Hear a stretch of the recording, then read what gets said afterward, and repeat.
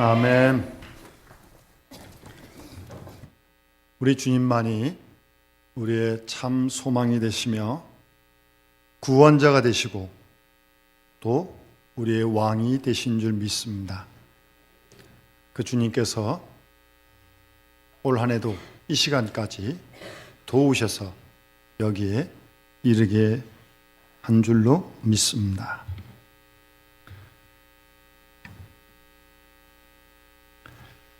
우리가 잘 아는 철학자 소크라테스는 이런 말을 했습니다. 음미되지 않는 인생은 살 보람이 없다 그랬습니다. 음미되지 않는 인생, 살 보람이 없다. 그렇게까지 말을 했습니다. 무슨 말입니까? 평가되어지고 반성되지 않는 인생은 살 가치가 없다는 겁니다. 우리는 2015년 오늘 마지막 주일 이 시간 주 앞에 나와 예배하면서 우리의 지난 올해 1년 동안의 인생을 한번 정확히 솔직히 돌아보아야 할 것입니다. 아동문학가인 정채봉 선생님이 쓰신 책 가운데 이런 내용이 있습니다. 1960년대 어떤 시골 청년이 서울에 올라와서 생활하게 되었습니다. 생활하다가 고향에 있는 친구에게 60년대 이렇게 편지를 썼습니다. 서울 사람들의 삶의 목표는 오직 일자리를 구하는 데 있는 것 같다. 모두가 일자리를 구하는 데 애쓰고 있다. 그렇게 편지를 보냈습니다. 그런 다음 70년대에 와서 이 시골에서 올 청년은 다시 고향 친구에게 편지를 쓰기를 서울 사람들의 삶의 목표는 돈에 있는 것 같다. 돈을 벌기 위해서라면 수단과 방법을 가리지 않는다. 이것이 시골에서 온 청년의 눈에 비친 서울 사람들의 모습이었습니다.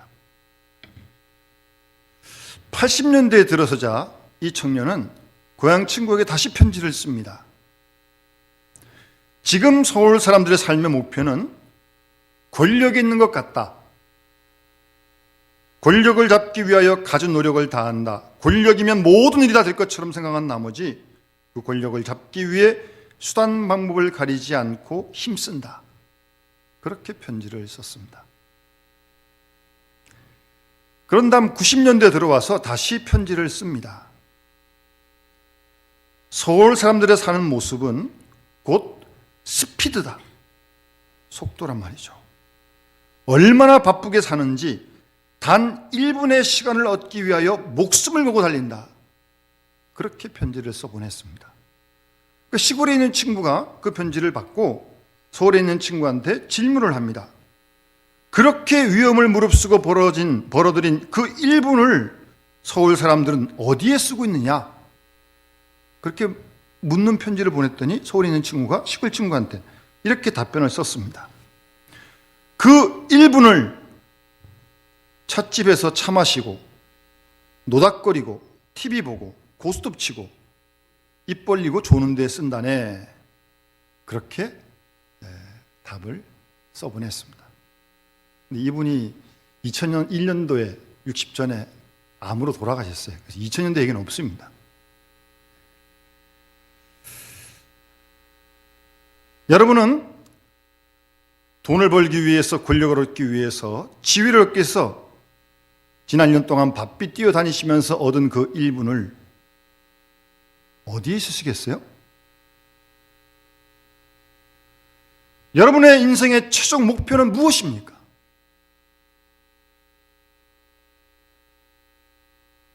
그 목표를 향해서 지난 1년 동안 한 일은 무엇입니까? 한번 우리 스스로를 정확하게 돌아보아야 할 것입니다. 우리가 잘 아는 그 히브리 사람들의 지혜를 모은 탈무드에 보면 인간을 평가하는 기준 3가지를 소개합니다. 히브리 말로 비슷한데요. 키소, 코소, 카소라고 하는 단어가 있습니다. 키소라는 단어는 돈을 넣는 주머니를 말하는 것입니다. 도대체 돈을 어디에 어떻게 쓰고 있느냐라고 하는 걸 보면 그 사람이 어떤 사람인지 평가할 수 있다는 겁니다. 도대체 우리는 지난 1년 동안 돈을 어디에다가 어떤 기준으로 썼습니까? 여러분의 가계부는 무엇을 말해주고 있습니까? 돈을 어떻게 쓰느냐, 그것이 그 사람의 사람됨을 말하는 기준이 된다는 말입니다. 두 번째, 이 코소라고 하는 단어는 술잔이란 뜻인데 향락을 뜻합니다. 무엇을 즐기고 있느냐, 무엇에 빠져 있느냐, 무엇이 내 마음을 빼앗아 버렸느냐, 그걸 보면 그 사람을 평가할 수 있다는 겁니다. 여러분이 가장 소중하게 여기는, 그래서 즐겼던 일이 무엇이었습니까? 그것이 그 사람의 인생을 평가하는 기준이 된다는 말입니다. 마지막으로 이 카소라고 하는 단어는 원래 그 뜻은 사람의 노여움이란 뜻인데, 여기서 얘기하는 이 카소를 통해서 사람을 안다고 하는 것은 인내력을 말하는 겁니다. 자기를 얼마나 억제할 수 있었느냐, 그걸 보면 그 사람이 어떤 사람인지 알 수 있다는 겁니다. 여러분의 인내력은 올 한 해 동안 얼만큼 성장했습니까? 대체로 우리가 가지고 있는 고통 가운데 가장 참을 수 없는 고통은 후회한다고 하는 고통입니다. 그때 그 말을 하지 말았어야 했는데, 아니 그때 그 길을 가지 말았어야 하는데, 그런 후회가 우리에게 참으로 많습니다. 결국 이런 모든 일들은 우리의 인내력 부족에서 비롯되는 것입니다. 여러분의 인내력은 점점 연세가 드시면서 넉넉해지고 있습니까? 혹시 그렇지 않으면 불안과 초조에 점점 더 민감해지고 있습니까? 사람의 덕이라고 하는 것은 결국 그 인내력으로 평가되는 거 아니겠습니까? 좀 더 느긋하게 참고 기다릴 줄 아는 바로 그것이 그 사람의 인격의 성장 아니겠습니까?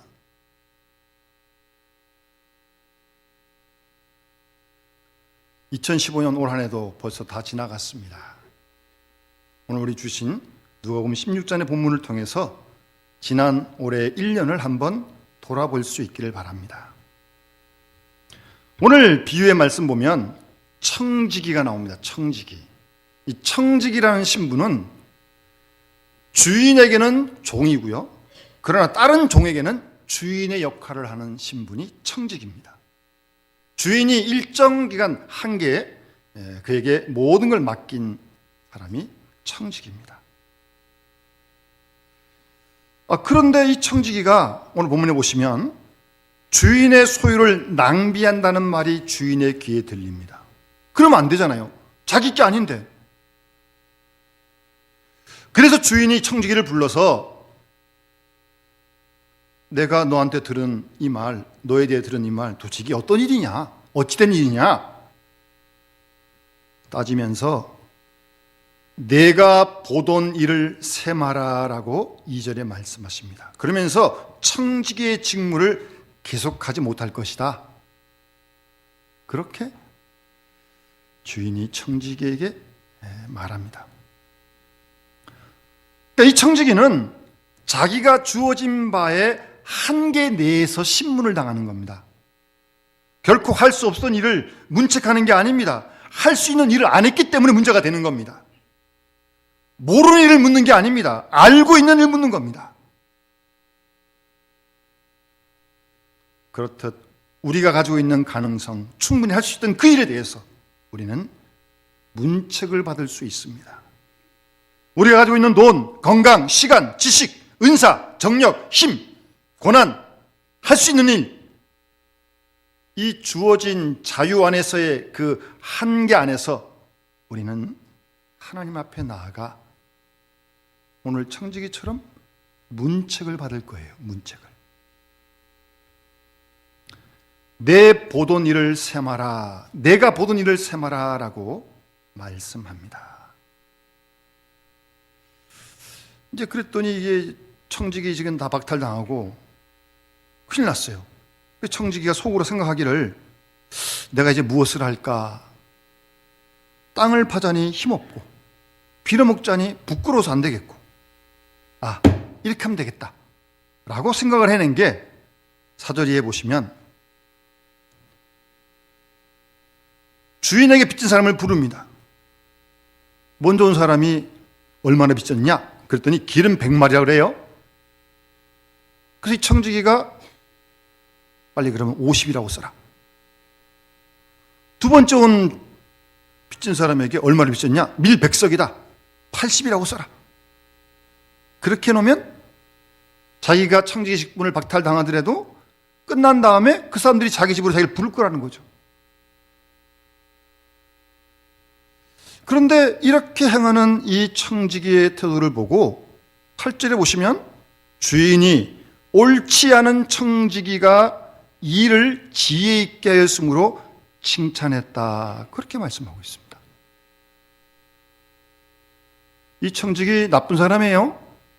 주인 것 낭비하고 이건 뭐예요? 공문서 위조하고 횡령하는 거예요.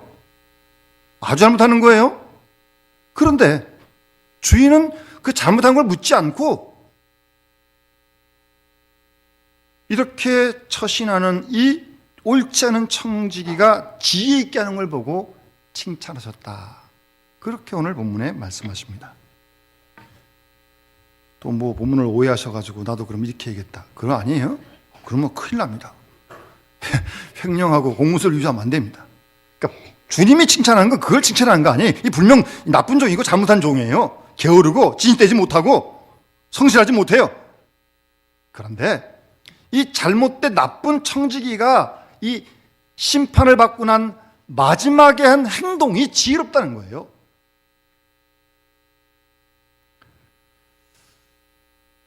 왜 주인이 이 불의한 청지기를 칭찬했을까? 몇 가지 우리가 한번 생각하면서 우리의 지난 1년의 생을 돌아보시길 바랍니다. 첫 번째는 이 불의한 옳지 못한 이 청지기가 주인께 심판을 받는 이 시간 자기가 자기 건 줄 알고 낭비하고 잘못 썼는데 이거 내 거 아니구나. 이거 주인의 것이구나 라고 하는 걸 그 마지막 때라도 깨달았어요. 자기 능력처럼 자기 시간처럼 함부로 했지만 내 게 아니잖아요. 시간도 그렇고 이 소유도 내 거 아니라는 사실을 마지막 때라도 깨달았다는 겁니다. 여러분, 우리가 지금까지 내 마음대로 사는 것 같습니까? 내가 쓰는 물질이 다 내 것 같습니까? 건강이 다 내 것 같습니까?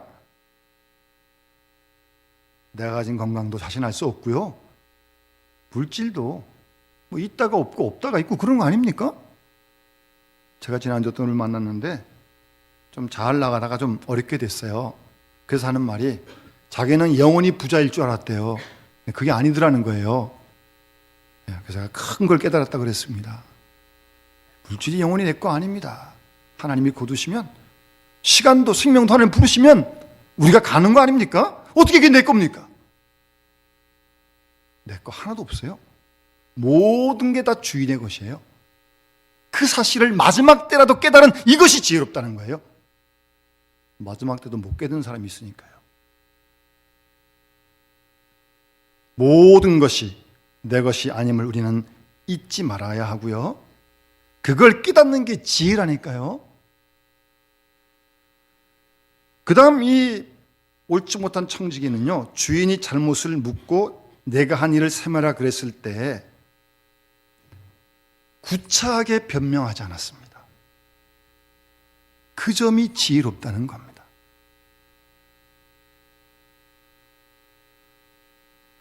주인이요, 그 소문 잘못된 겁니다. 내가 잘못한 건 누구 때문입니다. 구차하게 한마디도 변명하지 않습니다.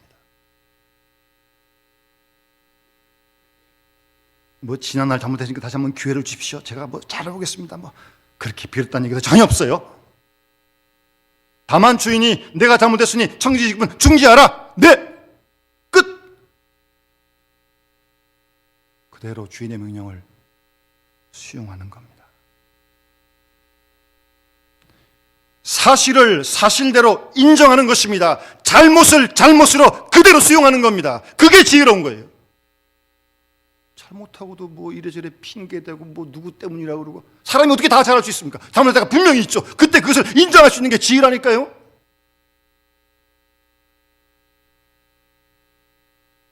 주인이 잘못했을 때 사실 그렇습니다. 한마디 군더더기 없이 그대로 따릅니다. 주인의 이 심판을 그대로 수용하고 인정하는 그것이 지혜롭다는 걸 말씀하시는 거예요. 나아가서 청지기는 얼마 남지 않은 그 기회, 그 시간, 그 고난을 최선으로 지금 사용하고 있는 겁니다. 예? 여러분, 없는 거 서러워하지 마시고요. 없어지는 거 미련 갖지 마시고요. 현재 남은 시간, 주인이 세말하고 주신 그 시간을 잘 이용하는 게 지혜로운 거예요. 예? 그게 지혜롭다는 말씀하시는 거예요. 지금 주인은 잘했다는 게 아니에요. 지금 그런 자세가 지혜롭다는 거예요. 뭐 불과 얼마 안 남은 그 시간 아닙니까? 지금 그거를 자기를 위해서 지금 준비하는 거 아니에요. 지금 그런 면이 지혜롭다는 말입니다. 어떤 중년 부인이 상담소를 찾아가서 상담하는 사람을 만나자마자 뭐 무턱대고 울기 시작합니다. 계속 우는 거예요. 아니, 상담을 했으면 얘기를 해야 상담을 할 거 아니겠습니까? 계속 우니까 진정 좀 하시고 뭐 말씀을 하셔야 제가 상담을 좀 하죠. 좀 안정을 찾더니 이 중년 부인이, 선생님, 제가 청춘을 잃어버렸습니다. 중년 부인이 그럼 청춘 잃어버렸지. 그럼 뭐 중년 부인이 청춘이 뭐 어디 있겠습니까? 예? 청춘 이미 지나간 거 아닙니까? 그래서 이 상담사님이 이렇게 조언했다고 합니다. 잃어버린 청춘 생각하지 마시고 아직 손에 남아있는 중년을 생각하십시오. 당신 아직도 할 일 많습니다. 아직도 멀쩡합니다. 꼭 청춘이래야 무슨 일 하는 거 그것처럼 착각하지 마시고, 지금 해야 할 일이 얼마나 많으냐고, 현재를, 지금을 소중히 여겨야 한다고 그렇게 상담을 해 주었다고 합니다. 올 한 해를 우리 함께 돌이켜 봅시다. 반성해 봅시다. 오늘까지 살아온 우리의 생이 하나님 보시기에 올바랐는지 그렇지 않은지 냉정하게 비판도 한번 해보시기 바랍니다. 그런 다음 잃어버린 청춘, 잃어버린 기회에 대하여 연연히 하지 마십시오. 내가 지금 숨 쉬고 있다는 그 사실이 아직 나에게 기회가 있다는 것을 의미하는 겁니다. 지금 나에게 이만큼 맑은 정신이 있고, 그래도 이만큼 움직일 수 있는 건강이 있고, 아직도 해야 할 일 많습니다. 그것을 찾아야 합니다. 그것이 지혜롭다는 겁니다. 한 가지 더, 이 청지기는 이 마지막 기회에 그래도 자비와 긍휼을 생각합니다. 방법은 틀렸지만, 방법은 틀린 거죠. 그러나 어쨌든 빚진 사람에게 주인을 대신해서 탕감해 주잖아요. 줄여주잖아요. 어떤 사람은요, 앞으로 살 시간이 얼마 남지 않았다고 하면 남은 시간을 막 사는 사람이 있어요. 될 대로 막 그냥. 그거는 지혜롭지 못한 겁니다. 여러분, 우리의 남은 시간이 얼마일지 모릅니다. 이 얼마일지 모르는 우리의 남은 시간, 남은 기회에 우리는 선한 것을 생각하고 오늘 이 청지기처럼 자비와 긍휼을 베풀 수 있는 그런 생각을 이 마지막 때 해야 돼요. 그게 지혜로운 삶이라고 우리에게 말씀해 주고 있는 것입니다. 여러분, 이제 우리의 남은 마지막 시간을 어떻게 보내야 할 것입니까? 어디 식당 가니까 사랑하기도 짧은 인생인데 뭐 그렇게 점점점점점 찍었더라고요. 사랑하기도 짧은 인생이라는데 뭐 다투고 싸우고 물고 뜯어봐야 같이 죽는 거 아니겠습니까? 만약 오늘이 우리의 인생의 마지막 날이라면 여러분 무엇을 생각하시겠습니까?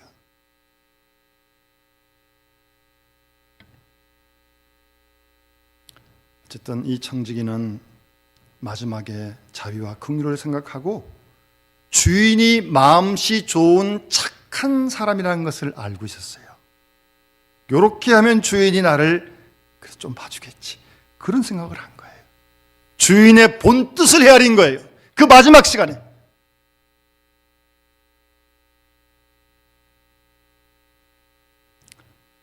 여러분, 어떤 사람이 지혜로운 사람입니까? 내가 처한 현실, 지금을 아는 사람입니다.